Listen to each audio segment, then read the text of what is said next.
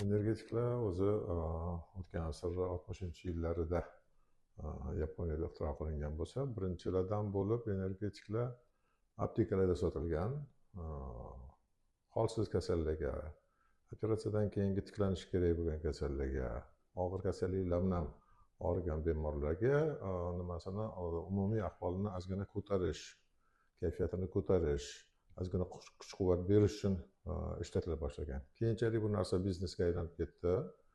Uni ko'proq miqdorda iste'mol qilish vujudga keldi. Asosan bu narsa bilan yoshlar shug'ullana boshlashdi. Natijada o'sha energetiklarni kerak emas hollarda ishlatish sharoitlari ko'paydi. Sostaviga qaraganda energetiklar asosan katta miqdorda kofein, undan tashqari taurin, ko'plab miqdorda vitaminlar, yana Janubiy Amerikada o'sadigan guarani degan o'simlikni mevalarini ishlatish natijasida o'tdagi stimulyatorlarning miqdori bir necha barobar organizmni ixtiyoridan ko'p miqdorda ishlab chiqarila boshlandi. Ta'sir qiladigan moddalarni maksimal ta'sir qilish vaqti taxminan 2-2,5 soatgacha boradi. Ana undan keyin qilinayotgan o'shaligi ta'sir qilayotgan narsa zaxirani kamayish natijasida ta'siri kamayadi. Organizmda quvvatsizlik, holsizlik, uyquchanlik, shunga o'xshagan narsalar paydo bo'la boshlaydi. Salbiy ta'sirlardan yana bittasi ko'plab miqdorda o'sha kimyoviy bo'lgan kofein hamda taurinlarni ko'proq miqdordagi ta'siri oshqozon ichak sistemasiga yaxshigina kuchli ta'sir, salbiy ta'sir ko'rsatadi. Bu salbiy ta'sir oshqozonda, ichaklarda peristaltikani kuchayishi, tez harakat natijasida u organlarda qon aylanishini buzilishi, ba'zi bir joylarda qon quyilishi, oshqozonga, ichakka, 12 barmoqli ichakka, undan tashqari oshqozon usti beziga shu ta'sirni ko'rsata olishi mumkin. U energetikni ichib yurgan odamlar, bemorlarni so'raganingizda, surishtirganingizda albatta ichgandan keyin qornida qandaydir o'zgarishlar, og'riqlar, noto'g'ri hissiyotlar paydo bo'lganini hammasi aytishadi. Energetiklarning ta'siri birinchi navbatda o'sha simpatik adrenal sistemaga tizimga ta'sir qilgani uchun yurak urishini tezlashishi ko'pincha paydo bo'ladi. Yurak urishini tezlashishi, qon bosimi ko'tarilishi, xudoda qon bosimi ko'tarilishi o'shalik meditsina tilida aytganda gipertonik kriz darajasigacha yetkazib olib boradi va shunaqa qiladi. Yurak urishini tezlashishi natijasida o'sha yurakni sinus tugunchasida paydo bo'ladigan impulsni miqdori ko'payib ketadi. Yurakni go'shtlarida vazbudiymiz deydi, ta'sirlanish, boshqa qilish ko'paygani uchun ektopik achaklar paydo bo'lib, ekstrasistoliyaga, har xil ko'rinishdagi aritmiyalarga olib kelinishi mumkin. O'shaning natijasida o'sha aritmiyani asorati sifatida yurakni to'xtab qolishi yo bo'lmasa fibrillatsiyaga o'tishi kuzatilishi mumkin. Bunaqa narsalar tajribada ko'plab kuzatilgan. Aynan energetik tufayli menga murojaat qilgan bemorlarni eslolmayman, lekin tanlamagan bo'lishi mumkin bemorlar. Energetikni ko'p miqdorda ichib mana shunaqa bo'ldim degan holatda gapirmagan bo'lishi mumkin, lekin bir yigit kelgan oldimga, men ham shu 25-30 yoshlar atrofida, bo'yi 185-190 ga yaqin, tana tuzilishi o'sha sportsmenlarnikiga o'xshagan tana tuzilishdagi bola, o'ng qovurg'asini tagida og'riqlar bilan UZIga borgan. UZIda ko'rishganda jigaringiz kattalashibdi degan fikrni bildirishgan. Kelgandan keyin men ko'rib boshqa qilib uni jigar fermentlarini bir topshirib ko'ring, qonni umumiy analizi bilan jigar fermentlarini topshirib ko'ring dedim. Ertasiga analizi javobi bilan keldi. Jigar fermentlari deyarli 6-7 barobar ko'tarilib ketgan. lekin ko'rinishidan hech qanaqangi kasallikni belgilari yo'q. O'sha to'satdan bo'lgan og'riq, o'zida jigarda kattalashuvi, o'sha natijasida paydo bo'lgan fermentlarni balandligi. Surishtirib ko'rganimda deyarli hech qanaqangi zararli ta'sir qiladigan ish bilan bog'liq bo'lgan, hayot turmush tarzi bilan bog'liq bo'lgan hech qanaqangi o'zgarishlar yo'q. Faqat bitta gapirgan gapi, bir kunda kamida 1,5-2 litr kola icharkan. Suvni o'rniga, choyni o'rniga, sokni o'rniga faqat kola, 1,5-2 litrgacha kola icharkan. Men sizga dori hozircha kerak emas dedim. Menga dedim, taxminan 2 hafta, 3 hafta yo 1 oy davomida kolani butunlay ichmaysizda, yana shu jigaringiz fermentlarni topshirib kelasiz dedim. Haqiqatda aytganimdek, 1 oydan keyin kirib kelyapti, zinadan ko'tarilib kelyapti, xursand, og'zi quloqda. Nima bo'ldi desam, mana Iskandar aka, jigarimni fermentlari joyida.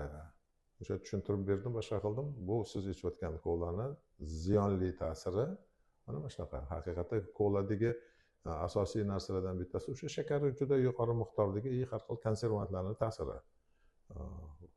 Kolaki shunchalik darajada o'zgarish beryaptimi, demak energetiklarni bu jarayonga ta'siri bir necha barobar ko'p, albatta ko'p bo'ladi.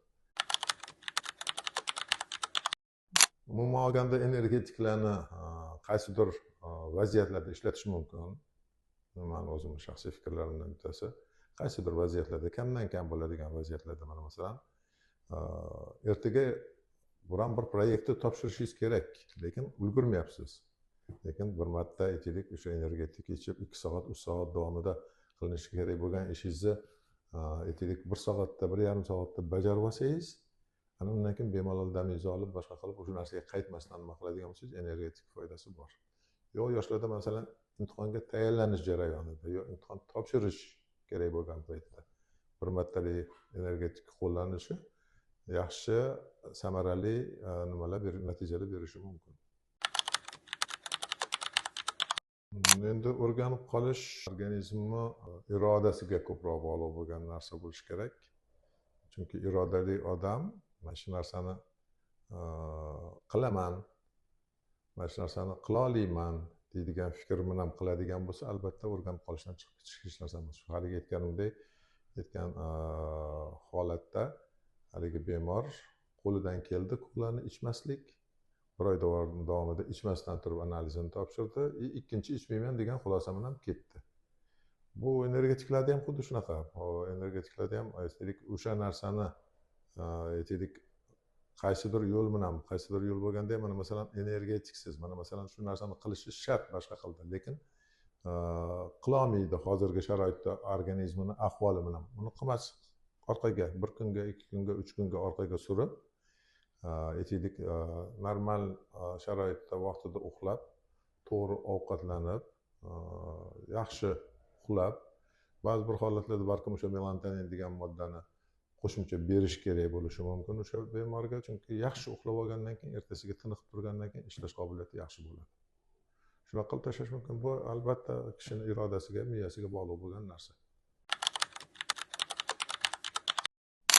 Endi asosiy narsa menimcha organizmni zaryadlash, kuchlantirish masalasi o'rtaga tushyapti, boshqa qilyapti. Energetik bilan 2 soat, 3 soatga erishiladigan kuch-quvvatni ko'payishini, haligi aytganimdek, rejimni to'g'irlash, ertalabki badan tarbiya, o'sha narsalar bilan energetikka beradigan natijasiga aytaylik 15 minut, 20 minut, yarim soat davomida emas, bir necha kun davomida o'sha rejimni qilib erishish mumkin. Birinchidan energetikka aytaylik organizmni qabul qilishdagi jarayon, bu ota-onani farzand ustidan qilinayotgan nazoratini pasayishi natijasida ko'pincha paydo bo'ladi. Pasayish, bola ertalab aytaylik o'qishga ketdi yo ishga ketdi, chiqib ketdi, boshqa qildi. Kechqurun kechasi keldi, qayerda bo'lding, nima qilding, qanaqa ish qilding deydigan narsani ota-ona nazorat qilishi albatta kerak narsa deb o'ylayman. Chunki bu narsasiz mana masalan yosh avlod hali ko'p narsani yaxshi yomonni issiq sovug'ini farqiga bormaydi. Ota ona bundan o'zini chetlatish yo ish bilan bandligini ro'kach qilib bu narsadan sal uzoqlashishi bu farzandlarni o'sha yo'llarga bemalol kirib ketishiga omil bo'ladi. Demak, birinchi qilinadigan narsa farzandlar ustidan nazorat albatta bo'lishi kerakini ota ona o'zi zimmasiga olib nazoratga olishi shart. Ko'p g'arb davlatlarida bolani ustidan nazorat, bolani ba'zi bir narsalarni taqiqlash, urishish jarayoni bolani mustaqilligiga bo'lgan tajovuz degan narsa nazarga olinadi. Amerikada agar bolangizni qattiqroq urishtirsangiz yo xudo ko'rsatmasin urib qo'ysangiz, ota onani olib borib qamashgacha olib boradi. Bolani olib qo'yib, ota onalik huquqidan mahrum qilishgacha olib boradi. Bu narsani mani o'zimni shaxsiy fikrim, bizani O'zbekiston sharoitida, Sharq davlatlari sharoitida umuman qo'llab bo'lmaydigan holat deb hisoblayman. Bola ota onani nazoratida to o'sib rivojlanib balog'atga yetib biron bir narsani farqiga yetadigan bo'lgungacha nazorat bo'lishi albatta shart narsa.